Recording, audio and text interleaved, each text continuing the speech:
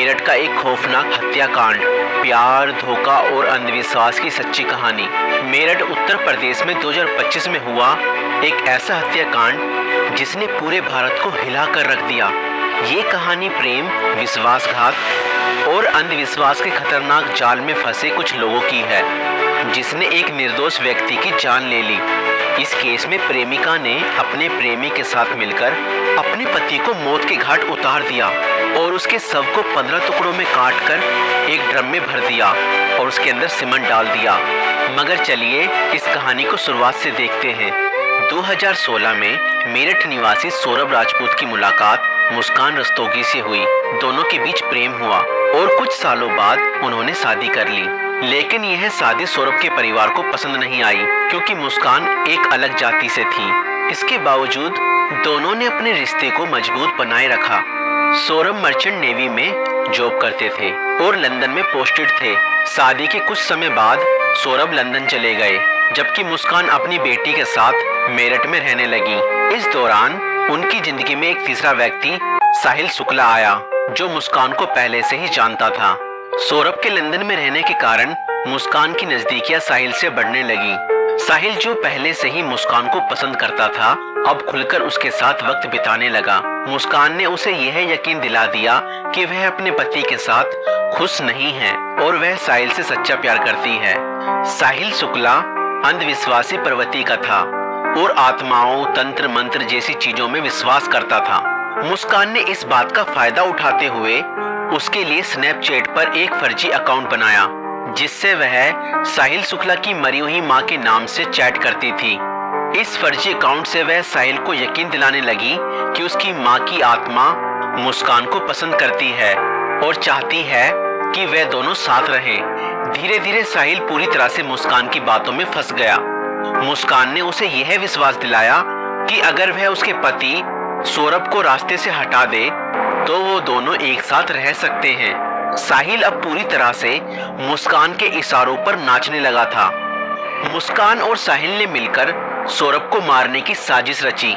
4 मार्च 2025 को जब सौरभ लंदन से मेरठ अपनी पत्नी और बेटी से मिलने आया, तब मुस्कान ने सौरभ की फेवरेट सब्जी कोफ्तों में बेहोशी की दवाई मिलाकर खिला दी।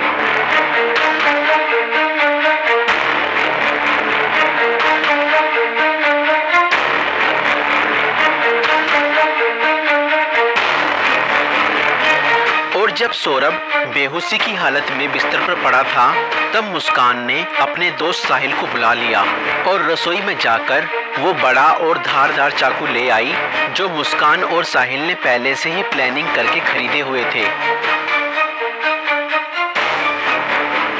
और करीब 20 मिनट तक साहिल ने मुस्कान को बताया कि कैसे उसे अपने पति का वध करना है।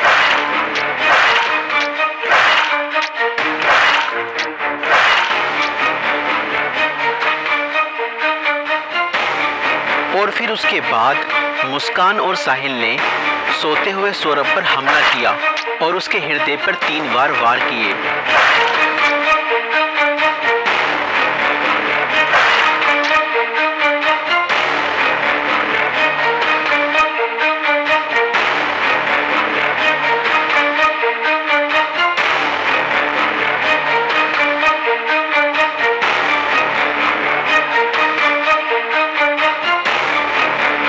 और घर में पड़े कूलर को भी ऑन कर दिया ताकि उसकी आवाज किसी को भी ना सुनाई दे।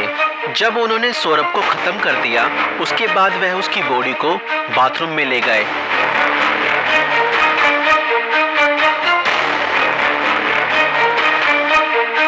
और उसके शरीर को 15 टुकड़ों में बांट दिया। सौरभ को खत्म करने के बाद उन्हें इस बात की चिंता हुई कि अगर शव बरामद हो गया तो पुलिस उन तक जरूर पहुंच जाएगी। इसलिए उन्होंने सबको ठिकाने लगाने की योजना बनाई और मुस्कान बाजार जाकर एक प्लास्टिक का ड्रम खरीद लाई। और मुस्कान और साहिल ने सौरभ के शव के टुकड़ों को उस प्लास्टिक ड्रम में डाल दिया और ऊपर से सीमेंट भी डाल दिया ताकि उसकी बॉडी की स्मेल बाहर ना जाए। और उसके बाद उन्होंने उस ड्रम को घर के एक कोने में रख दिया। इसके बाद मुस्कान और साहिल ने सौरभ के मोबाइल फोन से उसके सोशल मीडिया अकाउंट को एक्टिव रखा। उन्होंने सौरभ के अकाउंट से हिमाचल प्रदेश की शिमला की तस्वीरें और स्टोरीज पोस्ट की ताकि लोगों को लगे कि वह घूमने गया है। उन्होंने उसकी फैमिली और दोस्तों को यह यकीन दिलाने की कोशिश की कि सौरभ जिंदा है और बाहर यात्रा कर रहा है। इस दौरान मुस्कान और साहिल खुद भी शिमला घूमने चले गए ताकि अगर कोई लोकेशन ट्रैक करे तो किसी को शक न हो। लेकिन किसी भी अपराधी की तरह वह भी ज्यादा समय तक बच नहीं पाए। सौरभ के परिवार ने जब उससे संपर्क करने की कोशिश की और कोई जवाब नहीं मिला तो उन्हें शक हुआ। परिवार ने मेरठ पुलिस में गुमशुदा की रिपोर्ट दर्ज कराई।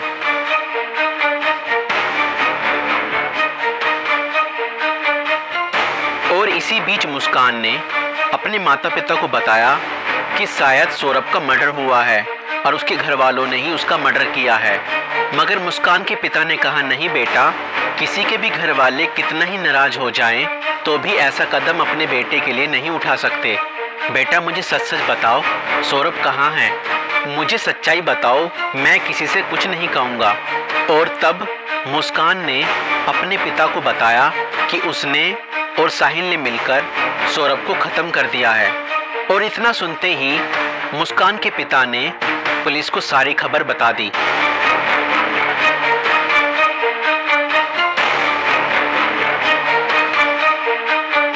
और पुलिस ने तुरंत मुस्कान और साहिल को गिरफ्तार किया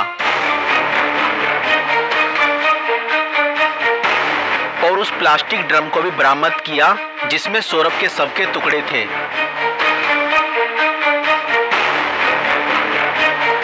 उस प्लास्टिक ड्रम को काटा गया और सौरभ के शरीर के टुकड़ों को बरामद किया गया। इस खौफनाक हत्या मिस्ट्री का अंत पुलिस द्वारा हत्यारों की गिरफ्तारी के साथ हुआ। पुलिस ने मुस्कान और साहिल को गिरफ्तार कर लिया। दोनों पर हत्या, साजिश और शव को छुपाने के गंभीर आरोप लगाए गए। दोस्तों, ये घटना हमें यह सिखाती है कि अंधविश्वास का अंजाम बहुत बुरा और भयानक होता है।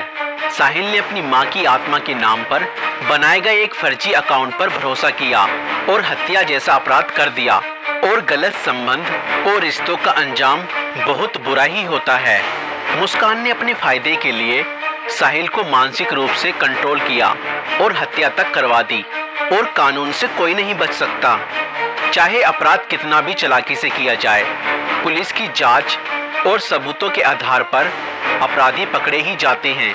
इसलिए रिश्ते सोच समझकर बनाएं और जीवन साथी चुनने से पहले सामने वाला मानसिक रूप से कैसा व्यक्ति है यह जानने की कोशिश करें। साथी चुनते समय सूरत पर नहीं, सीरत पर ध्यान दें। इस वीडियो को बनाने का उद्देश्य संसार में बढ़ रही बुराइयों से अवगत कराना है। दोस्तों, आपकी इस वीडियो को लेकर क्या राय है हमें कमेंट्स में ज़रूर बताएं। और ऐसी और वीडियो देखने के लिए हमारे YouTube चैनल को सब्सक्राइब जरूर करें।